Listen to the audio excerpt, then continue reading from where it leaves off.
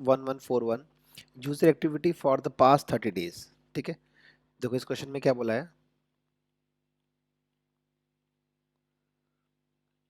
मैं आपको एग्जांपल समझाता हूँ। देखो इसको बोला है कि right a solution to find the daily active user count for period 30 days ending this, मतलब इससे 30 डेज प्रायर, इस इंटरवल के बीच में यूजर आएंगे, उनका काउंट निकालना है हमें, है ना। देखो तो कैसे करेंगे, पहले मैं इंटरवल लिखता हूँ। इंटरवल क्या होगा, 20190727, इससे 30 डेज पहले 20190627। ठीक है, तो इनके बीच में जो जो यूजर्स आएंगे उनका काउंट निकालना है। ठीक है, तो पहले मैं क्या करूँगा, इस टेबल को पहले मैं वेयर क्लॉज से छोटा कर लूँगा। छोटा करने का मतलब वो रोज फिल्टर आउट कर दूंगा जो इस इंटरवल के बाहर आ रहे हैं। तो कैसे करूंगा, देखो दो तरीके हैं, या तो मैं हार्ड कोड कर दूं कि भाई एक्टिविटी डेट जो है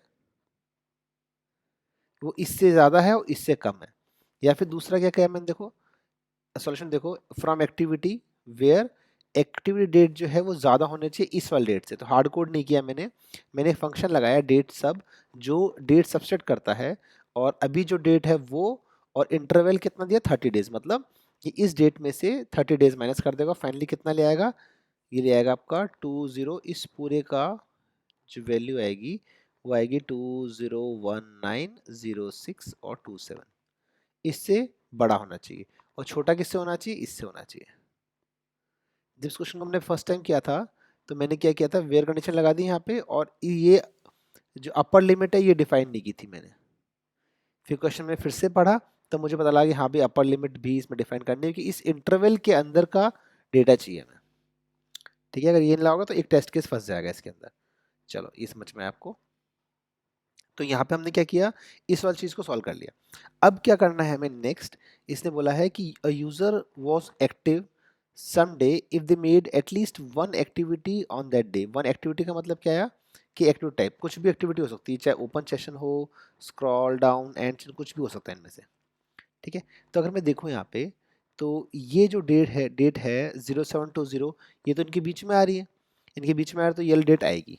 तो इसका अगर मैं ग्रुप बाय एक्टिविटी डेट करूंगा तो एक ग्रुप तो बन जाएगा ये, ठीक है, दूसरा ग्रुप बन जाएगा 21 वाला ये, तीसरा ग्रुप बन जाएगा 25 वाला ये, अगर मैं ग्रुप बाय एक्टिविटी डेट करूंगा तो। ठीक है, बट जो लास्ट वाला जो है ये उस इंटरवल के बाहर जा रहा है, क्योंकि इंटरवल कहाँ तक था, 0627 तक था, ये 0625 है, तो ये तो रो कैंसिल हो गई। अब बचा ये दोनों, अब इन दोनों में हमें निकालना है कि इसमें यूजर काउंट कितना था। देखो तो यहाँ पे यूजर आईडीज गिवन है, तो अगर इसकी बात करूं मैं, इसकी बात करूं तो इतने तक में कितने यूजर आईडी आ गई, एक तो 1 आ गया और एक ये आ गया, 2 आ गया। ठीक है, काउंट कितना हो गया इन दोनों का, 2 हो गया। देखो आंसर भी यही है कि 20 वाले डेट के लिए 2 काउंट है। सेकंड, अगर मैं इसकी बात करूं यहाँ से लेके यहाँ तक, इसकी बात करूं मैं, तो इसमें कितना आ रहा है, एक तो 2 वाला ये वाला आ रहा है, और ये 2 2 फिर 3 3 3, तो एक 3 वाला आ रहा है। तो इसका काउंट कितना हो गया, इस काउंट में 2 आ गया, तो आंसर कितना आ गया, 2 आ गया। तो मुझे क्या करना है, ग्रुप बाय एक्टिव डेट करना है, और यूजर आईडी का डिस्टेंट का काउंट निकालना है। और टोटल काउंट निकालोगे तो 1 2 3 4 आ जाएगा, पर डिस्टेंट निकालोगे तो 1 और 2 आया, फिर उसका काउंट निकालना है।